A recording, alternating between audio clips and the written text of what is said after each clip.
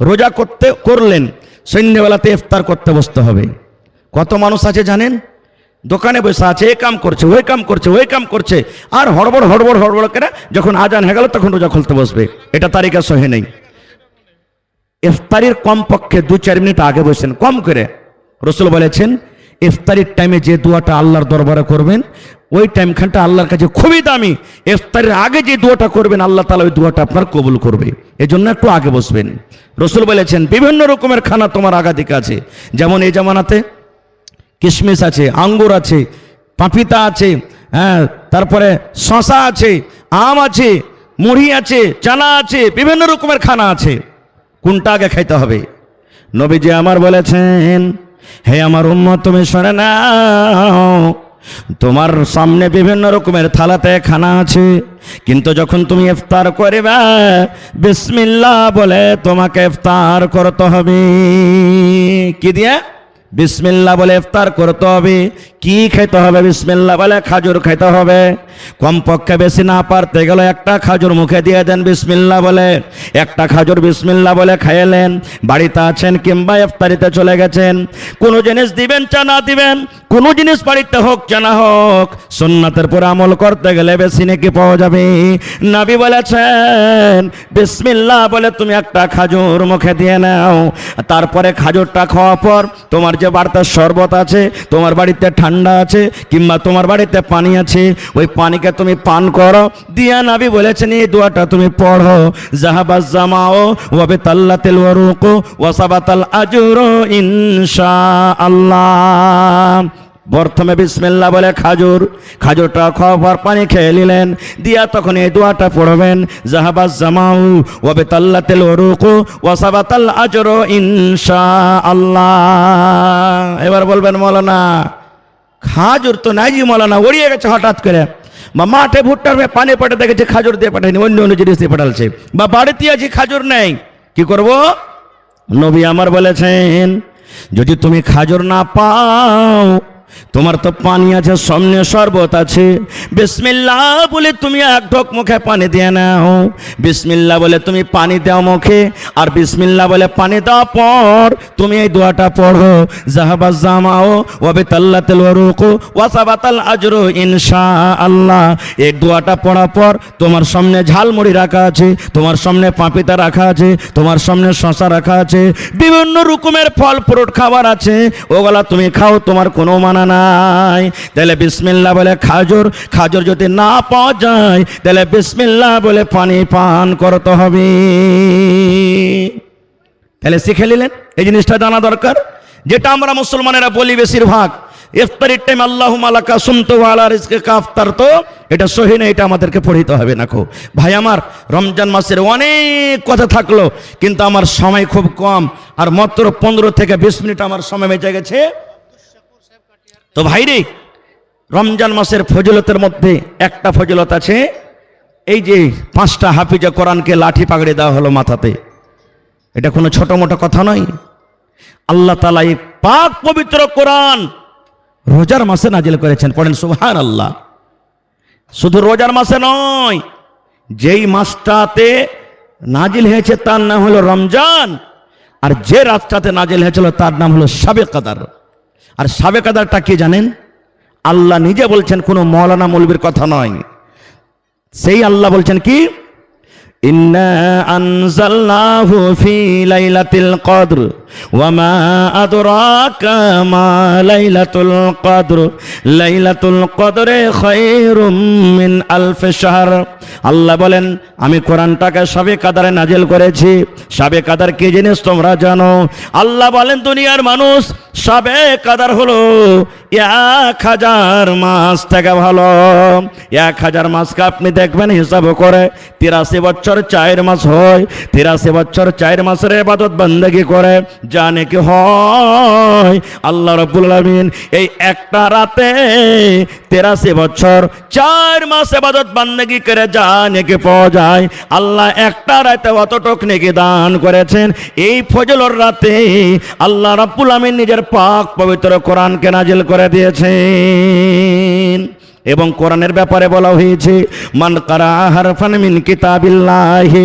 হে দুনিয়ার মানুষ রে, তোমরা যদি আল্লাহর কিতাব কোরআন থেকে একটা হরফ পড়ো তাহলে একটা নেকি পাওয়া যাবে, অর্থাৎ একটা নেকি 10টা নেকির সমান। কোরআনে যদি একটা হরফ পড়েলেন আল্লাহ আপনার খাতাতে 10টা নেকি লিখবেন, 2টা হরফ যদি পড়েন আল্লাহ 20টা নেকি লিখবেন।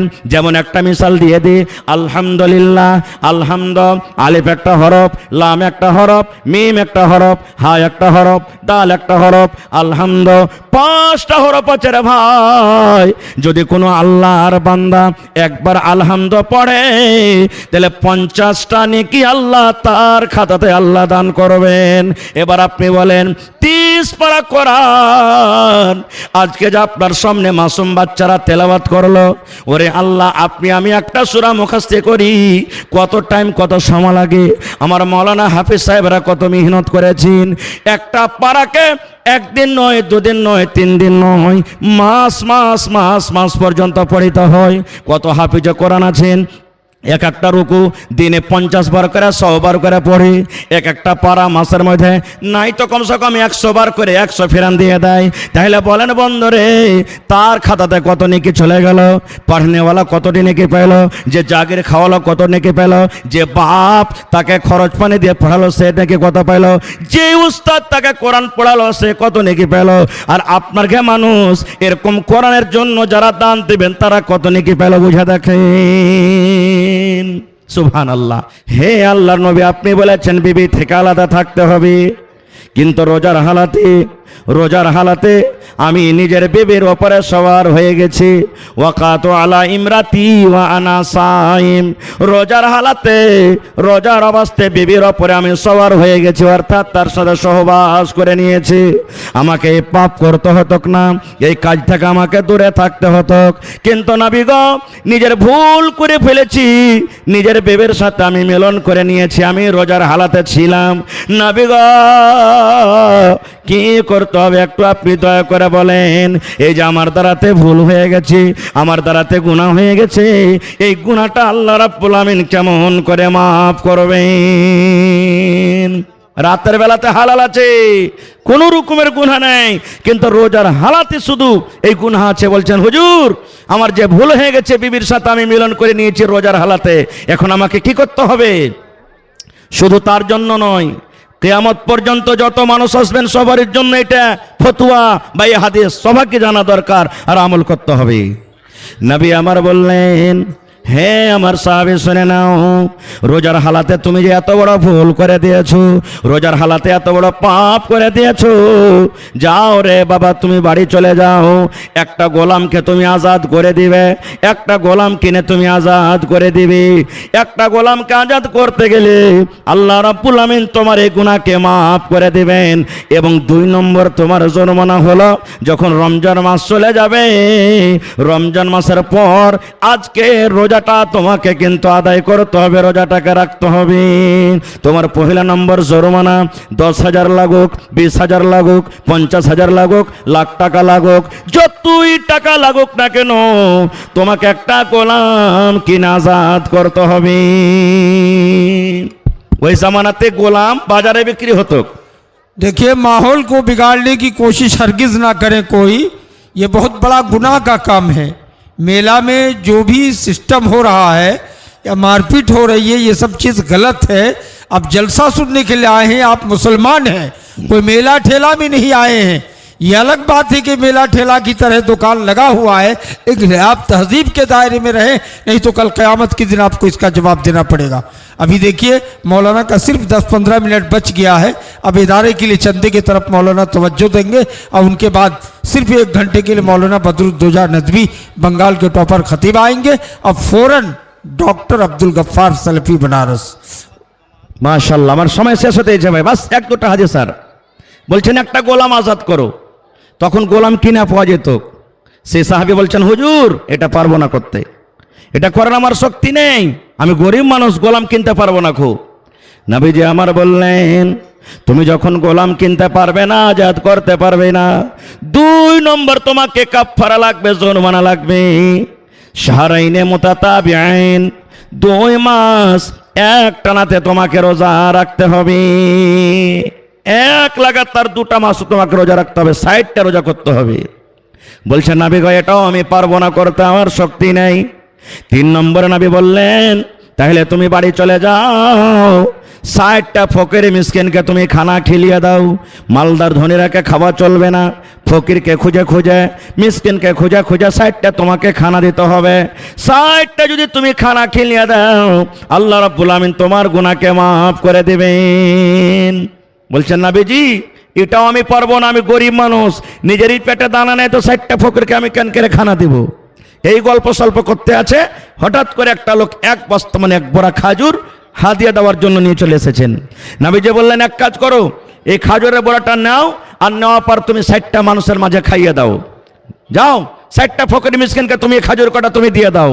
এবার সে সাহাবী কি বলছেন জানেন? আল্লাহর নবী গো আপনি বললেন খাজুর কটা নিয়ে নাও, 60টা ফকির মিসকিনের মাঝে দিয়ে দাও। কাকে দিয়ে বাড়াবো না গো? মদিনার গলিতে গলিতে, মদিনার গ্রামে গ্রামে যদি খোঁজা হয়, তাহলে আমার থেকে আর কোনো মানুষ গরিব নাই। সব থেকে হলাম আমি গরিব, আমার থেকে আর কেউ গরিব নাই। যখন কথাটা শোনা, নবীজি একটু মুচকে মাসি তাবাসসুম হাসি দিয়ে দিলেন। তারপরে বললেন হে আমার সাহাবীরে, যাও যাও যাও, তোমার ছেলে মেয়ে কেনে তুমি খাজুর খায় নাও। বলার উদ্দেশ্য সঠিক, গোলাম এ জামানাতে পাওয়া যায় না, গোলাম নেই আমাদের জামানাতে। 2 নম্বর রোজা রাখতে হবে 2 মাসের, আর না হলে 60টা মিসকিন ফকিরকে খানা দিতে হবে।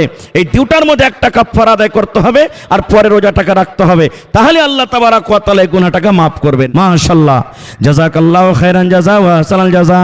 রব্বানা যালামনা আনফুসানা ওয়া ইল্লাম তাগফির লানা ওয়া তারহামনা লানাকুনান্না মিনাল খাসিরিন। রব্বানা আতিনা ফিদ দুনিয়া হাসানা ওয়া ফিল আখিরাতি হাসানাতাও ওয়া কিনা আযাবান নার। এই আল্লাহ আব্দুল শুকুর সাহেব 14,000 টাকা প্রথম দান জমা করে দিলেন। 14 লক্ষ টাকা মনে করে তুমি কবুল করে নাও। আল্লাহ মনের আশাকে পুরা করো, রোজ রোজগারে আল্লাহ বরকত দাও। এই আল্লাহ হাতে টাকাতে পয়সাতে বরকত দাও। আল্লাহ আমার মায়েরা খালারা এক গামছাতে চাদরে ভর্তি করে দান দিয়েছেন, কে 10 দিয়েছেন, কে 20 দিয়েছেন, কে 50, কে 100 দিয়েছেন, কে মায়ের জন্য, কে আব্বার জন্য, কে স্বামীর জন্য, কে দাদু দাদের জন্য, কে বেমারির জন্য।